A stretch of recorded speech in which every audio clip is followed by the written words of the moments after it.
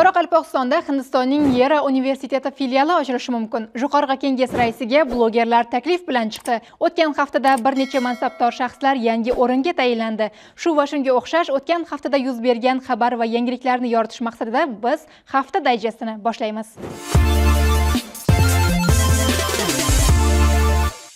Joriy yilning 19-dekabr kuni Qoraqalpog'iston Respublikasi Yuqori kenges raisi Amanbay O'rinbayev ommaviy axborot vositalari vakillari, yozuvchi, shoir va adabiyotshunoslar, blogerlar bilan uchrashdi. Odatga ko'ra, Yuqori kenges raisi so'zga chiqib, so'nggi yillarda yurtimizda tarix sahifalariga o'ziga xos o'rin olgan muhim yangiliklar, bugungi kunda amalga oshirilayotgan keng ko'lamli ezgu ishlar, oldindagi vazifalar haqida keng tarzda so'z yuritdi. Shuningdek, ishtirokchilarning taklif va fikrlari tinglanib, kelgusida amalga oshirilishi lozim bo'lgan vazifalar belgilab olindi. Uchrashuv davomida bugungi kunda yurtimiz taraqqiyoti yo'lida munosib hissa qo'shib kelayotgan bir guruh jamoat faollari, xususan jurnalist Shuhrat Said Ahmad, Qoraqalpoq davlat universiteti jurnalistika kafedrasi o'qituvchisi Janabay Marziyayev, Erkin Qoraqalpog'iston gazetasi jurnalisti Gulayim Saparova hamda bloger, rejissyor Bahadir Qulmuratovlar Vatan fidoyisi ko'krak nishoni bilan taqdirlandi. O'zbekiston terma jamoasi Sochi shahrida bo'lib o'tgan 22-xalqaro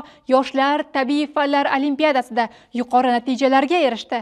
Ushbu olimpiadada Qo'ng'irot tumani ixtisoslashtirilgan maktab-internati o'quvchisi Ali Sarsenbayev bronza medalga sazovor bo'ldi. Qoraqalpog'istonda 1000 dan ortiq o'quvchi Muhammad al-Xorazmiy vorislari loyihasida bepul ta'lim olishni boshladi.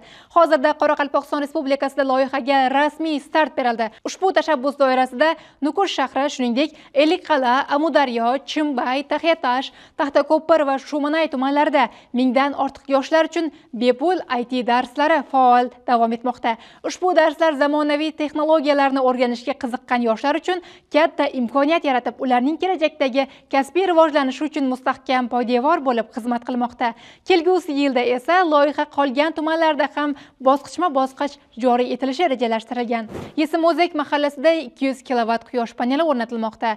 O'zbekiston Respublikasi Prezidentining 2025-yil 17-yanvardagi 12-sonli qarorida belgilangan vazifalar, jumladan aholi bandligini ta'minlash, kambag'allikni qisqartirish, qayta tiklanuvchi energiya manbalarini joriy etish va mahallalarning iqtisodiy salohiyatini oshirish maqsadida Qorao'zak tumani Yesim-O'zek mahallasida umumiy quvvati 200 kilovat bo'lgan quyosh elektr stansiyasini qurish loyihasi amalga oshirilmoqda.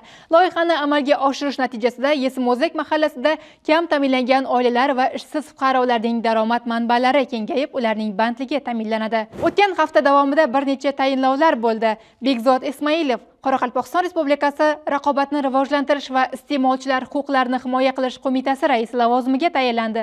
Tayinlovga qadar Bekzod Ismoilov bir qator mas'ul lavozimlarda ishlab kelgan. Qobilbek Aytboyev O'zbekiston Respublikasi Vazirlar Mahkamasi huzuridagi qurilish va uy-joy kommunal xo'jaligi sohasida nazorat inspeksiyasining Qoraqalpog'iston Respublikasi hududiy qurilish va uy-joy kommunal xo'jaligi sohasida nazorat inspeksiyasi boshlig'i lavozimiga tayinlandi. Muxonov O'razgali Tajigaliyevich Qo'ng'irot tumani hokimining qurilish, to'siqsiz muhit yaratish, kommunikatsiyalar, kommunal xo'jalik, ekologiya va ko'kalamzorlashtirish masalalari bo'yicha o'rinbosari vazifasini bajaruvchi lavozimiga tayinlandi.